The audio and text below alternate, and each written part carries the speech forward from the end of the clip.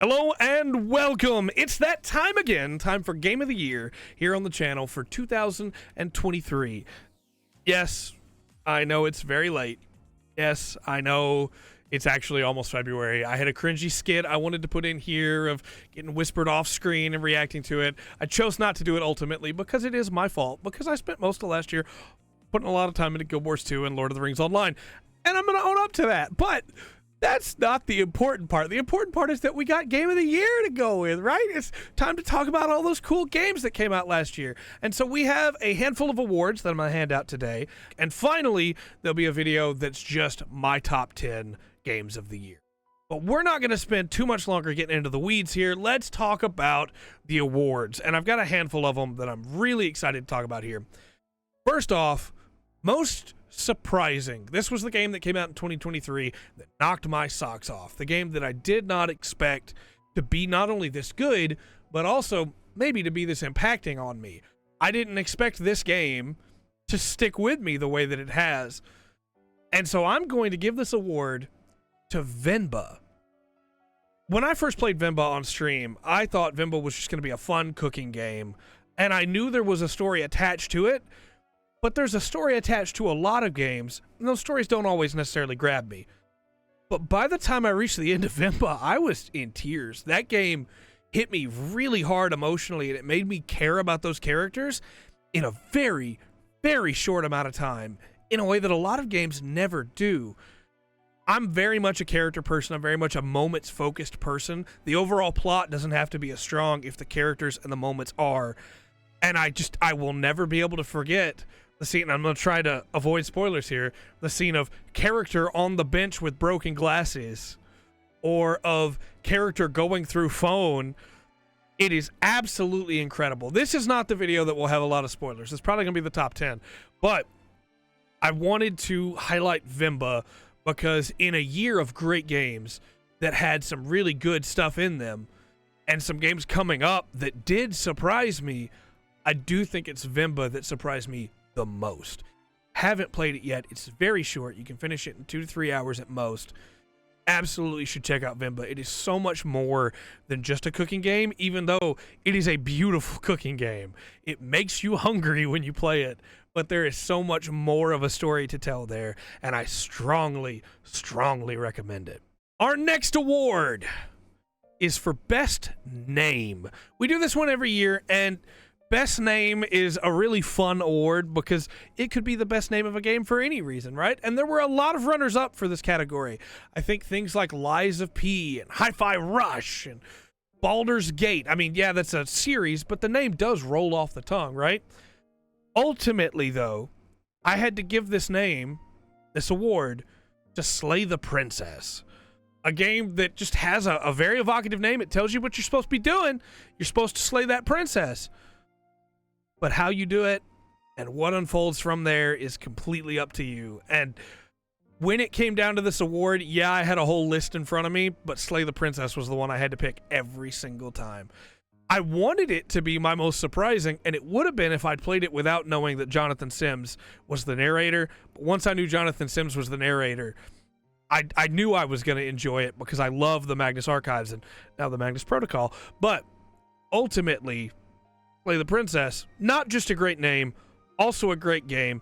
Does have some stuff in there, some gore and things like that. So just be aware of that if you're going to play it. But man, do I love it. And it's got a fantastic name. If I tell somebody, hey, here's Armored Core 6, and they don't know what Armored Core is, or if I say, here's Like a Dragon Gaiden, and they don't know what Like a Dragon is, or if I say, yeah, this RPG is called Trails into Reverie, and they don't know what that is, they're not just going to go, oh, well, you know, that sounds cool. They might just to get me to stop talking. Lots of people do that when I talk. But Slay the Princess is a game that, yeah, this game's called Slay the Princess. And they go, oh, okay, what? Wonderful, wonderful name. Could not have gone to anything else. Slay the Princess had to win this award this year. Next up is Best World. And this isn't just Best World Building. It's also Best Looking World, Best Interconnected World. If I could give it to Lordran every year, I would, but I can't. And although there were a lot of good runners-up for this one as well, there were a lot of games that could have been Best World. there's only one that I think has to win, and that's Sea of Stars. I have a lot of problems with Sea of Stars. I'll talk about it when I eventually review the game, but if you've been listening to me on the podcast, you know that the world is not one of them. The world of Sea of Stars is absolutely beautiful. It's gorgeous. There's a lot of stuff in it, a lot of puzzles in the open world and on the map. There's so much to do, so much to see, and it's all gorgeous. Also, got some really good world building. If Chained Echoes had come out this year, because it didn't qualify for last year's GOTYs because I hadn't beaten it in time, if Chained Echoes had come out this year, I would have given it to Chained Echoes because I do think that world is also super cool and the world building is incredible. But because it didn't, Sea of Stars absolutely, I feel like, has to take this award. There's been, again, some other great games with worlds. Liza P has a lot of cool shortcuts that reconnect everything that made me feel like I was back in Lordran in some ways, right? I really, really love the world building in Armored Core. But I do think Sea of Stars, just the first time you see the Sleeper, or the first time that you see any of the golems, the first time you get to go out across the world, I'm trying to be vague again, and the first time that the thing happens after the halfway point, I wish it had happened a few more times, but it was absolutely incredible. Breathtaking world. Really, really cool. Best world this year for sure. Best boss is next, and this was maybe, next to best soundtrack, the hardest fight that I had all year. It was so difficult to pick a good best boss here. There is a boss fight in Baldur's Gate. I'm gonna try not to spoil too much here. There is a boss fight in Baldur's Gate where a character is singing their own theme, and it is incredible. There's a boss fight at the end of Octopath Traveler 2 that introduces a brand new mechanic that is a really, really cool, fun mechanic.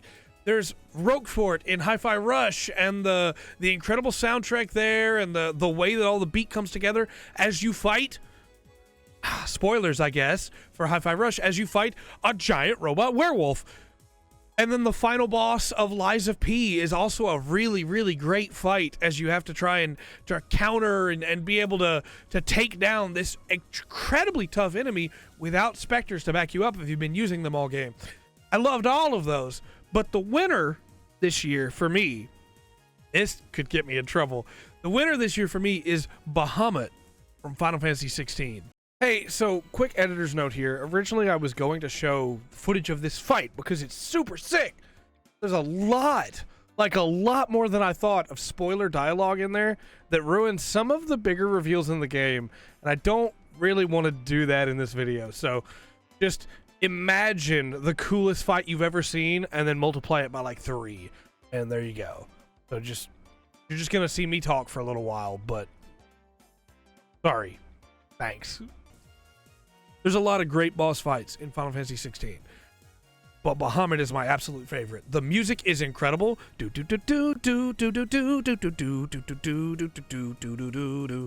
Just layered over everything. It is so good. The spectacle of the fight is incredible. As you fight him to space and back, it's such a cool fight. It's a really fun fight. There's a lot of character dynamics going on there that I don't want to spoil here. It is absolutely incredible, and there is no other fight this year that I could have given it to ultimately than Bahamut. I went back and forth on, is this Baldur's Gate boss better? Is this one fight in Armored Core better? Is this fight from Hi-Fi Rush better? And ultimately it just came down to, hey, it's got to be Bahamut. But if you want a worst boss for the opposite, I mean, the mini boss that's the clown boss in Lies of P, pretty high up there. I fought him for longer than I fought most bosses of the main game. Next up is a fun category that unfortunately only really has one option this year, but I hope if I keep including it every year like I have been, that we'll keep getting some good options for it. But best mech game, with Armored Core 6, of course, because I'm not giving it to Custom Mech Wars. Armored Core 6 is absolutely an incredible game. It's going to come up in some other stuff later, probably. It is a game that I played through 5 times, and I'm on my 6th playthrough now. or it might be 6 times and I'm on my 7th. I beat it twice on stream, 3 times on my own. Yeah, 5 times I'm on my 6th. I adore that game. That game is incredible. Absolutely love Armored Core 6. One of the greatest mech games ever made in my mind. I really, really love it. Again, it didn't really have competition this year. I wish for years where we had like 5 or 6 mech games to be able to throw in here. If Chained Echoes had come out this year and not last year, I guess when I say this year, I mean 2023, because now it's 2024. That's the problem. When I do these things late, it mixes everything up. Chained Echoes had come out in 2023. It could have been up there in the running as well for Best Mech Game, but I gotta give it to Armored Core 6. Next up, we have Best Story. This one was pretty tough too, up until I beat one specific game, and then there was no contest anymore. There's a lot of great stories that came out this year. I think Octopath has some really good stuff. I think that Vimba, as I mentioned earlier, Slay the Princess has a really good story. There's so much good in Baldur's Gate. Trails into Reverie has some great stuff. I think the story's pretty good in Final Fantasy 16 as well. But I had to give it to Like a Dragon Gaiden. And it is all because I mentioned earlier I am a moments person. It is all because Like a Dragon Gaiden has one of the most powerful moments I've ever seen in a video game. And to avoid spoilers, it involves a video and a picture and an incredible performance from the VA. I have not played it in English. I'm not sure how the English VA does there, but the original Japanese VA just absolutely knocks it out of the park. And again, I'm being vague to avoid spoilers here, but the rest of the story wrapped around that is also pretty good. There are some rough patches in it here and there, but the new characters introduced are absolutely incredible. I love them. And the twists and turns the story takes. This is a series full of twists and turns, but the twists and turns the story takes, I didn't expect. It was really, really well done. It's not like a subversion twist. It was an actually like really good twist. And I love this series, so I'm very biased. I won't deny that. But I love this story. And Like a Dragon Gaiden came out as a shorter game than a lot of the others, with a lot less stuff in it than a lot of the others. But it jumped up my list so quickly. It is an incredible game, and it is an incredible continuation of a character's story. Maybe one day we'll split this into Best New Story and Best Continuing Story, but for now, there's just one category. The Best Story goes to Like a Dragon Gaiden. Best New Character. This one, man, there's so many great new characters that came out this year. We got Shishido from Like a Dragon Gaiden. We've got the whole main cast of Octopath Traveler 2. We've got Chai and Hi-Fi Rush and Peppermint and Corsica and that whole cast there. We've got all of the Baldur's Gate characters. It was pretty difficult for me to pick my favorite best new character. And that's not even counting like Rusty and things like that. Vanini, you know, there's been so many great new characters. And S and N maybe don't count from Trails into Reverie, but, you know, a certain other character still does. Huge list of new characters this year. It was really difficult pinning it down, and somehow Best Boss was more difficult because I only have one name written on this docket. I had a lot of things that could have been runners-up, but I ultimately decided to just do one name on this docket. And it's my guy Particio from Octopath Traveler 2. Particio is an incredible character. He wants, because of a bad childhood that he doesn't even consider a bad childhood, but a bad childhood where they were too poor to be able to afford his father's medicine, he wants to rid the world of that devil called poverty. And he has such a determined mind to do so that he helps so many people along the way. Little bit by bit by bit, even up until the epilogue, his actions are still making a difference and still helping people. Particio is upbeat. He's excited. He wants to always be there. He's got so much energy, but he can get mad when he has to. And I mean the line, "I've got more grit than I can handle."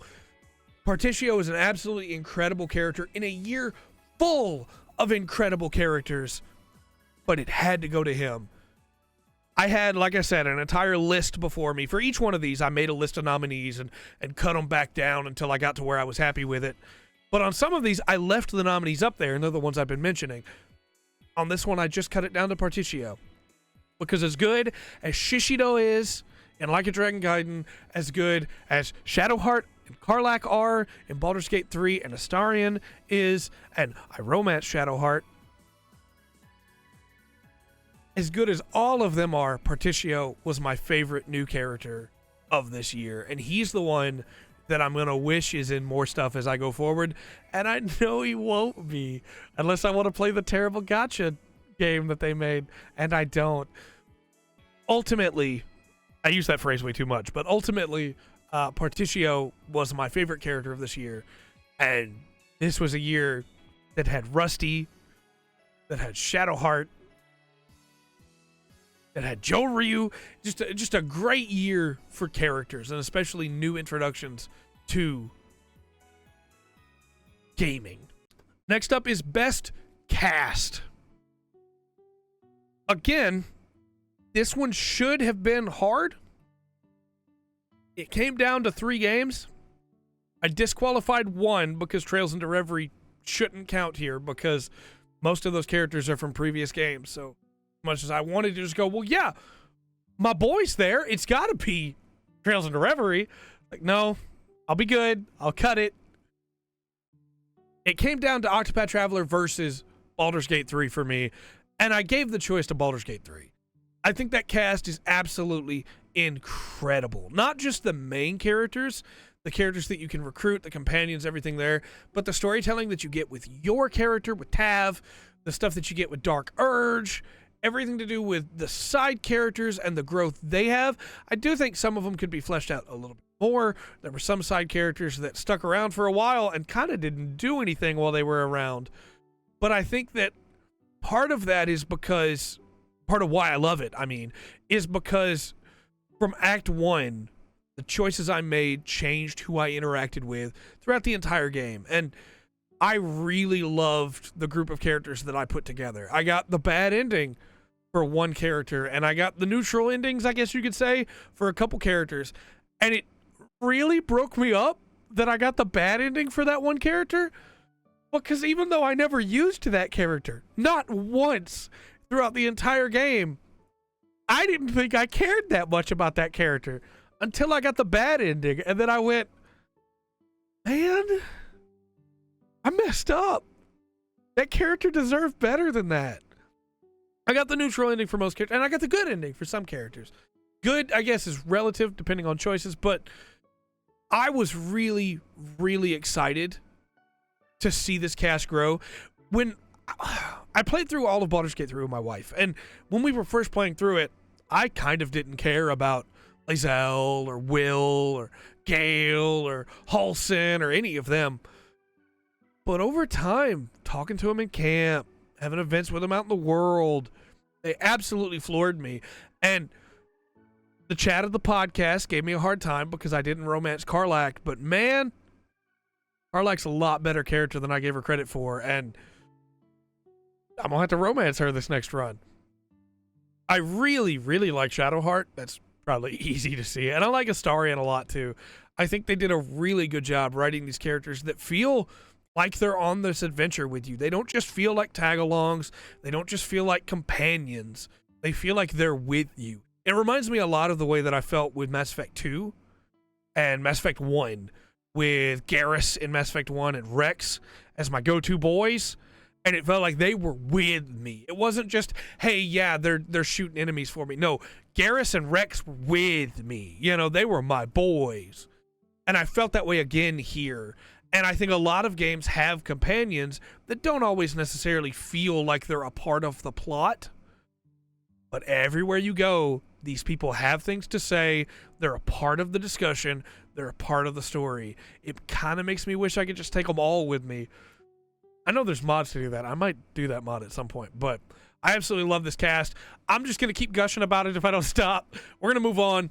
But for best soundtrack, after much deliberation with myself, I have to give it to Hi-Fi Rush. Hi-Fi Rush is a game that has 2 soundtracks. It is a soundtrack for you to play on your own when not streaming or making content, and a soundtrack you can use when streaming or making content.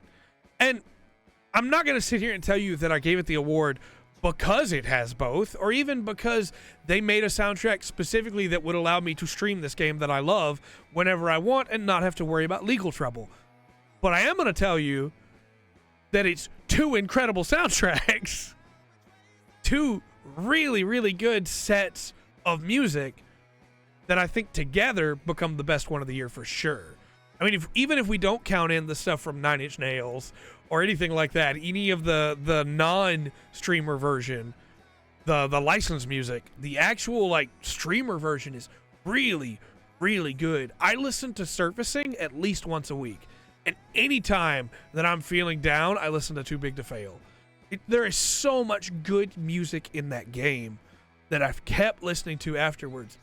Last year, when I did Best Soundtrack, I asked my wife, I said, what do you think should win Best Soundtrack based on what you've heard me listening to over and over again? Last year, she said Sonic Frontiers, because Sonic Frontiers was what I was listening to constantly. Still listen to it a lot. This year, it was Hi-Fi Rush. No question. I listened to Surfacing all the time. I love that song. The boss themes are great. I really, really love this game. And to the point where I had this song on while I was driving. I say this song. I had this playlist on one time while I was driving, and it got to the Roquefort fight. And my little brother was in the car, and he was like, what game is this from? I want to play that. It is an incredible soundtrack. There was no way, with my personal ties to it, I could give it to anything but Hi-Fi Rush. So, best soundtrack goes to Hi-Fi Rush. And finally, for Game of the Year, this one's going to be contentious. I have a top 10, and we're going to put out a top 10 video where I'll go through each game and how I feel about them and how much I like them. But the full spectrum Game of the Year 2023 is Armored Core 6. It has to be Armored Core 6. It's the game I played the most this year. It's the game that whenever we stream something on a Friday and it's not going well, we switch to Armored Core. Armored Core 6 is a game that I really fell in love with this year, along with the chat. And we played through it. We did fun challenges. We did some not fun challenges, such as trying to beat a mission without killing the main boss until we'd killed all of his minions, because one person in chat, King, said that he had special dialogue. He didn't. But after 40 minutes, we did it. It is the game that I have unquestionably put the most time into this year, and also the game that I've streamed the most. Also the game that we've just spent the most time with. And yeah, you could say we streamed Lotro more. That's because Lotro Game of the Year every year. But we streamed that just on Mondays, right? Armored Core 6 we streamed on release day. We streamed on every Friday for like 2 months. Absolutely incredible game. I love Armored Core 6. I love the gameplay. I love the movement. I love the story. I love the characters. I love the soundtrack. Really, really wonderful game. And it had to win our Game of the Year. I can't imagine anything else winning full spectrum Game of the Year, other than, again, maybe Lotro, because it's Game of the Year every year. But absolutely adore Armored Core 6. I'm sure you disagree with me on a lot of these awards, and there's other things you would have given them to. Let me know in the comment section down below which ones you would have given them to. I did cut like most tokusatsu because it was a weird worded award that confused some people, but that probably would have got a Hi-Fi Rush, just to clarify. But if you have some more awards that you think we should do, let us know. If you have a whole list of what would have won these awards for you, let us know. If you think that, hey, I'm a little biased, yeah, I am. I'm the only one doing these Game of the Year, so of course I am. But let me know your thoughts in the comment section down below. And until next time, I've been Trey. This has been The Full Spectrum. Remember to always enjoy the full spectrum. Game of the Year has to offer.